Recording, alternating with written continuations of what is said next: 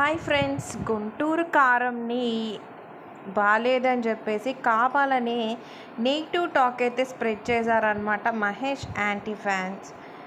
కానీ మహేష్ రికార్డ్స్ బద్దలు కొడుతూ 156 క్రోర్స్తోని ఫస్ట్ డే కలెక్షన్లో అయితే టాప్ 1 మూవీగా అయితే నిలిచాడు. మనం చూసాము డ్యాన్స్ విషయంలో కానివ్వండి, సాంగ్స్ విషయంలో కానివ్వండి, గుంటూరు కారము ఇప్పుడు థియేటర్స్లోనే ఎక్కువ థియేటర్స్ని అయితే ఆక్యుపై చేసింది. వెనకాల వచ్చేసి హనుమాన్ మూవీ ఉంది అని అయితే చెప్తున్నారు.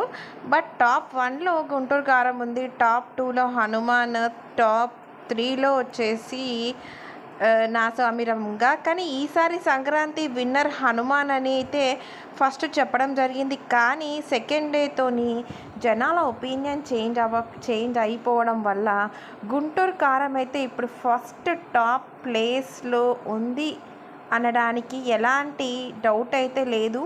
ఎందుకంటే Mahesh Babu కెరీర్లోనే best dance, best performance, ఎక్కడ బోర్ కొట్టేయకుండా జనాలకి అంటే మహేష్ బాబు ఫ్యాన్స్కి పూనకాలు తెప్పించిన గుంటూరు కారం మూవీ 150 క్రోర్స్తోని అంటే తెలుగు ఇండస్ట్రీలోనే ఇంత